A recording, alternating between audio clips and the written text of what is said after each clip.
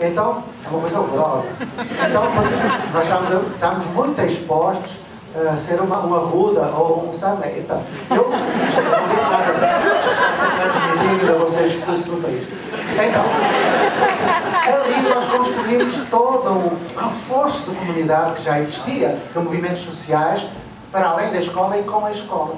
A escola começou a ser mais um interlocutor e conseguimos isso através dessa intranet de comunidade. Então, o digital não vai substituir nada. Vai ter um de dois efeitos, até pode ter mais, eu só vejo dois porque eu vejo pouco. Um pode ser a substituição do professor e a escola fica tão obsoleta, a escola que transmite, ou pretende transmitir, fica tão obsoleta que é substituída pelo digital. Ou então o digital vai potenciar os recursos educacionais ou educativos em diferentes locais. E então aí sim, eu considero que é importante e não vamos falar de não escola, vamos falar de aprendizagem em diferentes espaços e tempos sociais. O lugar onde eu escolhi para estar no Brasil chama-se Belo Horizonte. Mas também, pelos vistos, vou adotar Curitiba se me adotarem a mim. É uma outra cidade aqui ao norte. E porquê? Porque as pessoas que lá me atraíram, foi uma cilada, foi uma tocaia e que eu caí. Foi para lá. Porque são pessoas que são da educação, da saúde, da polícia. Nunca me imaginei trabalhando com polícia civil. Imaginam. Dos mídias, todo lugar. E esse grupo tem um nome. Apoena. Eu penso que é um nome muito feliz. Apoena, em Guarani Tupi, significa ver mais longe. Não quer dizer a presunção daquele que é iluminado. Nada disso. Mas Apoena é um acróstico. E isto responde à tua pergunta.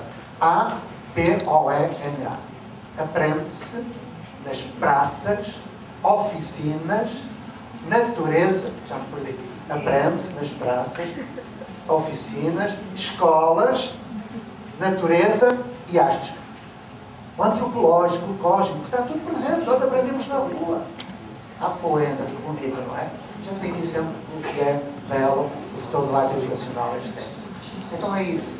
O digital não vai substituir. A não escola, penso que não vai levar tempo para existir ou desistir, não sei como é que se diz. Eu acho que não podemos fazer de conta que a escola não existe. Ela está aí.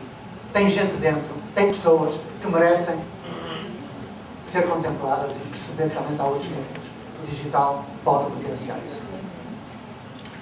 Deixa eu completar aqui o Pacheco.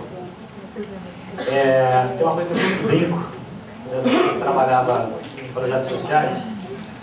Há uns 5, 6 anos atrás, você ia para uma rua de periferia que você tinha como refúgio do pobre aos finais de semana a igreja ou o bar. Você tinha na mesma rua 5 igrejas e 5 bares.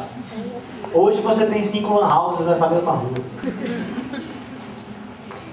Fica uma pergunta aqui para quem é professor, está lá no dia a dia na escola. Quantos de vocês visitaram as lan houses que os seus alunos frequentam?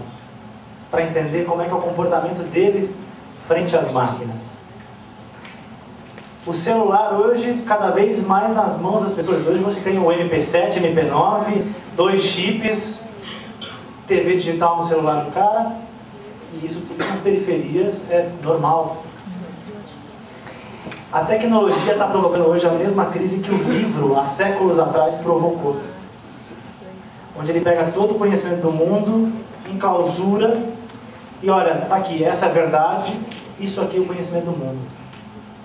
A tecnologia está destravando tudo isso. E voltando ao princípio. O próprio Playshift agora há pouco deu uma grande dica para a gente. O grande segredo em relação à tecnologia é como é que a gente trabalha para que as pessoas saibam buscar e saibam polinizar. Saibam fazer a pergunta certa para essas buscas. Acho que deu para dar uma brincadeirinha aqui. Você tinha uma pergunta já há muito tempo. Vai lá, por favor. Bom, de alguma maneira vocês estão respondendo, mas de qualquer forma acho que cabe perguntar. Há uma afirmação que foi dita aqui por alguém que... Há uma afirmação que está sendo dita que se trabalha nesses arranjos educativos com pessoas e não com instituições. Nisso eu acabo de não entender bem como é que se dá isso, porque afinal as instituições envolvidas, mencionadas, a igreja, a escola, a própria FIEP e assim por diante estão nisso. E se nós ampliarmos isso do ponto de vista maior, citando até Cornelius Castoriadis, a própria linguagem é uma instituição. Parece difícil que a gente possa realizar um sonho, tal qual esse, que parece importante, que é, de alguma maneira, lidar com os recursos disponíveis e rearranjá-los de uma maneira que a gente, então, tenha abundância de recursos e não fique apenas lamentando as carências. E vejo que isso também se associa, de alguma maneira, com o sistema de saúde, quando vocês falam a respeito de uma pessoa que vocês estão chamando de agente de educação, né? Que é o agente comunitário, que também trabalha na saúde, que é o agente de saúde. Então, me parece que, de fato, é uma experiência inovadora. Mas não entendo como é que se retira a instituição, escola, igreja, house. Não retira. Não retira. Simplesmente as redes, as comunidades de aprendizagem em rede são compostas por pessoas. Essas pessoas pertencem a várias instituições que podem apoiar institucionalmente aquela iniciativa. Mas são as pessoas que vão lá interagir. A instituição, ela é, de certo modo, uma abstração, quer dizer, ela é composta também por pessoas. E não são todas as pessoas da instituição que estão conectadas àquela experiência. Então, é aquilo que nós estávamos conversando de manhã. Redes são sempre redes de pessoas. Comunidades de aprendizagem em rede são redes de aprendizagem. E essas redes de aprendizagem são compostas por pessoas. Agora, essas instituições, muitas vezes, são instituições hierárquicas. Elas não têm um padrão de rede distribuída. Elas são mais centralizadas do que distribuídas. Um objetivo importante é educar o educador. Aliás, o educador, nós chamamos sempre nessa experiência do Zael, todos de aprendentes. Até o agente comunitário de educação é um aprendente, ele não é um ensinante, ele não é um professor, não é alguém que vai transmitir conteúdo. Ele é alguém que está reaprendendo aquilo que ele acha que sabia no ato de catalisar uma agenda de aprendizagem. Ele reaprende porque, ele mais aprende do que transmite, do que ensina, né? Quando ele participa desse processo de catalisação. Talvez esteja muito abstrato isso que o Fares começou a contar e depois o Luiz também. Na verdade é muito simples, gente. O arranjo comunitário de educação são pessoas que se juntam para compartilhar um determinado conhecimento e aprender. É isso, só isso.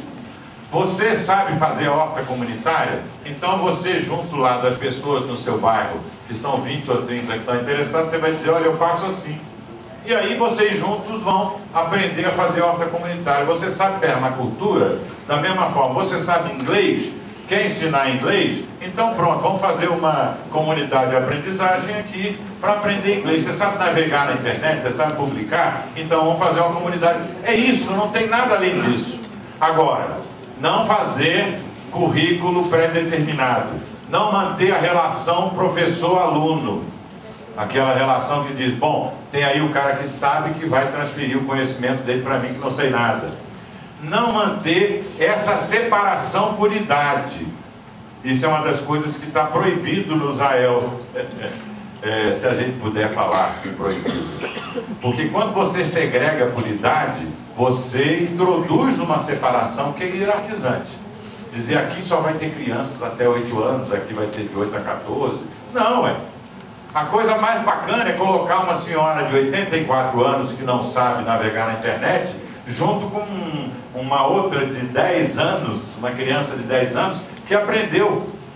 Por que elas não podem conviver? Por que eu tenho que separar a humanidade em estamentos por idade e dizer você não pode, que aqui é só para criança, aqui é só para jovem, para adolescente, para adulto, para idoso? Então isso não pode fazer. Não é? Na verdade, na origem dessas separações, você encontra a gênese da hierarquização. Quando você separa por qualquer critério que não seja o interesse ou o desejo de aprender juntos.